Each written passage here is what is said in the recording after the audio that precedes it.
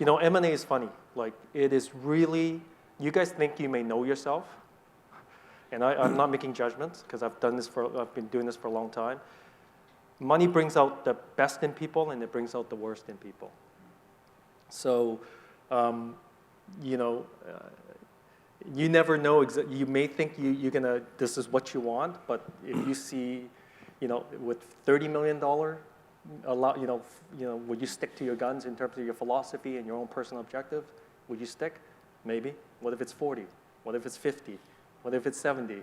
You know, and again, we don't judge, but all the criteria that sometimes when we work with our clients, legacy, what's important to the employees, and it's really interesting to see, you know, where that line's starting to break, you know, in terms of valuation, right?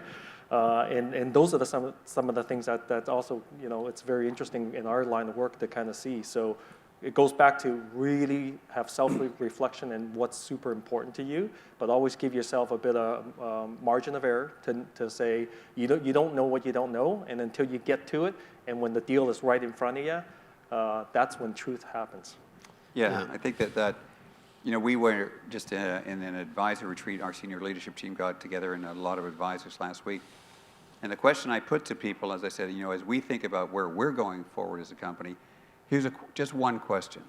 What does good look like? So if you asked yourself that question, what does good look like to you? What is it about the way you would be living, your relationships, the business you're involved in? You can actually think through that and describe what that looks like, and maybe in quite a bit of detail.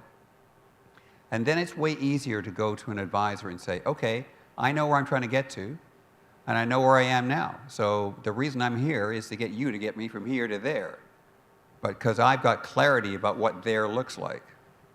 And I think that's easier, way easier, interestingly, for any of us as advisors to help somebody that has that clarity, that has gone through that question and said, well, I understand what good looks like. So it's a good place to start to think about, you know, where that might fit in.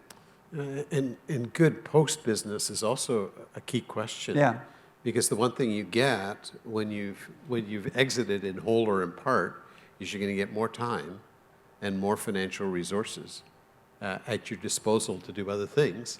And hopefully, by dint of the time you've spent on the planet, some more wisdom. And so planning for post-business can be a wonderful opportunity.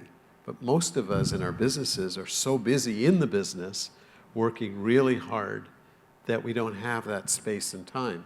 So that would be something else that I think would be really valuable, is to take the time. Maybe that's facilitated time with someone, whether that's a coach or a group or whatever, to really think through, what do I want to do post this business in the world? And that opens up a plethora of opportunities for each of us.